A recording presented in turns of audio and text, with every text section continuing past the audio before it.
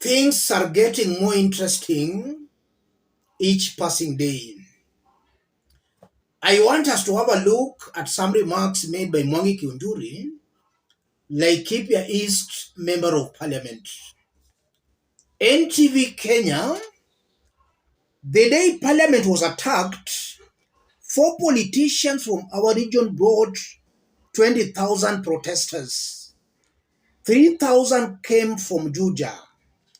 The office that offered the funding is known by the government, and more importantly, the money was from government. Mwangi Kiunjuri, MP Laikipia East. So Kiunjuri is saying, the day Parliament was stormed and occupied, 20,000 protesters came from the mountain, and 3 came from Juja, and that the money that was used to mobilize them came from Kenya Kwanza government. Mwangi Kiunjuri is a staunch William Ruto ally and a fierce critic of Rigathi Gachagua. MP for Juja is George Koimburi, a staunch Rigathi Gachagua ally.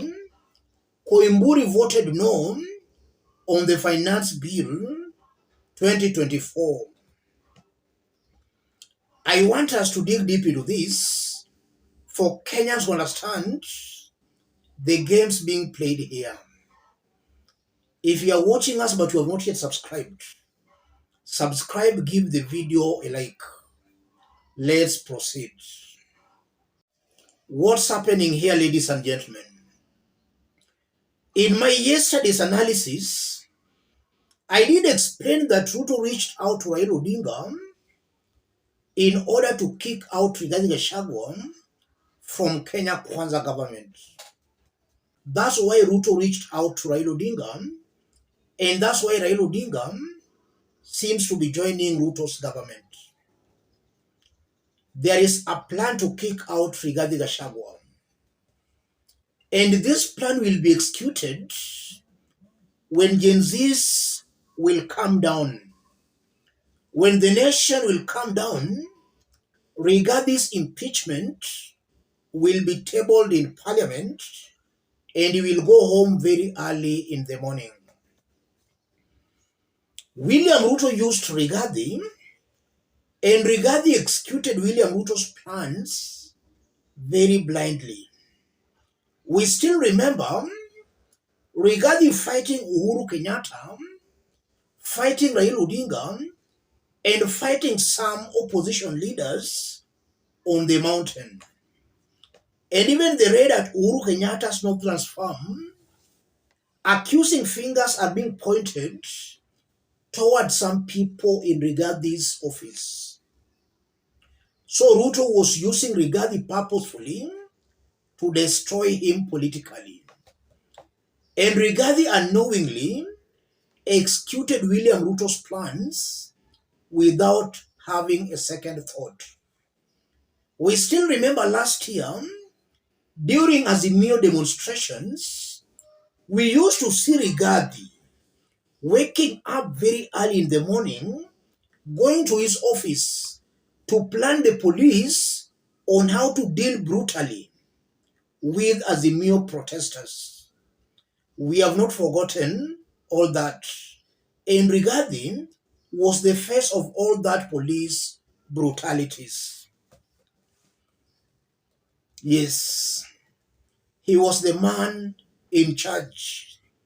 And he was also very arrogant and very proud, talking of a shareholding government, that if you never voted for us, don't expect much from our government. That has been Rigathi Gachagua. So in essence, Rigathi speared himself with his own spear. He should not be mourned. His impeachment is loading. Nobody will save Rigathi. The opposition will not save him. The government will not save him. He will be impeached. And upon being impeached, he will be prosecuted. The remarks by Mwangi Kiunjuri is just part of the plot. This is just part of the plot in building a case against Rigathi. He'll start being accused of having planned a coup against Ruto. And from some quarters, we've started hearing such sentiments that Rigathi had intended a coup in order to remove Ruto. Kiunjuri is just exposing the plan. As time goes by, more and more leaders will be coming out to condemn Rigathi Gachagua. And we still remember the war between Rigathi Gachagua and Madeira Member of Parliament. And some leaders again from the mountain have been saying on how Rigathi Gachagua has been planning night meetings to undermine Ruto. Muranga Women Representative Betty Maina, a few weeks back, said some nasty things against Rigathi. And she insinuated that they might have been given some assignments to eliminate some people. That was Muranga Women Representative Betty Maina. So Rigathi's goose is cooked. Nothing will save Rigathi Gachagua. I honestly believe that for sanity to prevail in Kenya Kwanza government, then that government has to split. Rigathi has to be impeached. Upon the impeachment of Rigathi Gachagua, William Ruto will either change or he'll also be forced out. But we must start from somewhere. If we can start with Rigathi Gachagua, the better. Rigathi will also help us at some times to deal with William Ruto. But Rigathi has to go. And now to the Gen Z protests, I still maintain that originally, Gen Z protests were very genuine. Along the way, politicians hijacked the protests. And that's why we have been hearing of some Gen Zs even attacking Raila Odinga. I honestly believe, and when I say that, I'm not taking sides, I'm saying the truth as it is. A true Gen Z, a honest and genuine Gen Z, will disagree with Raila Odinga very respectfully, but will not attack or abuse Raila Odinga. If you see these ones masquerading as Gen Zs, abusing Raila Odinga, those ones have their own hidden agenda.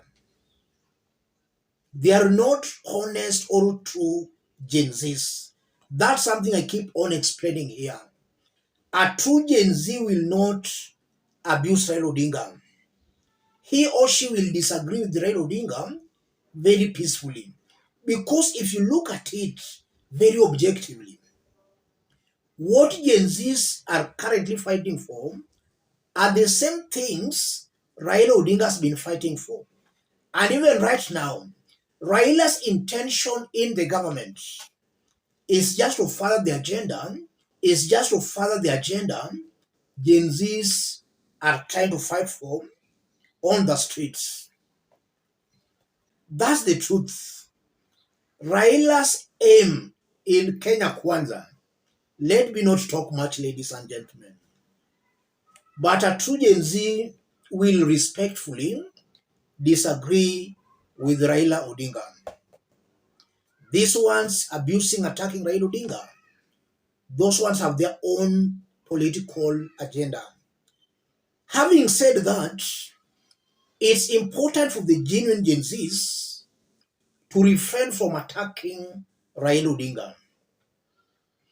Maybe Raila Odinga working with Ruto might eventually save them or lead to what they are asking for. Equally, Raila Odinga supporters should not be used to attack Gen Zs. Maybe these Gen Zs are the ones who will save that Raila Odinga or them from a William Ruto's persecution. Raila supporters should not celebrate that now Ruto and Raila are embracing one another. Ruto can't be trusted. One day in Kenyan politics is a very long period of time. So Raila Odinga supporters should hold their horses. They should not be very fast to embrace and to press Ruto. Let them adopt a wait and see kind of an approach. They should not be very quick to press Ruto as they attack Gen Zs. Raila Odinga and the true Gen Zs are all speaking the same language.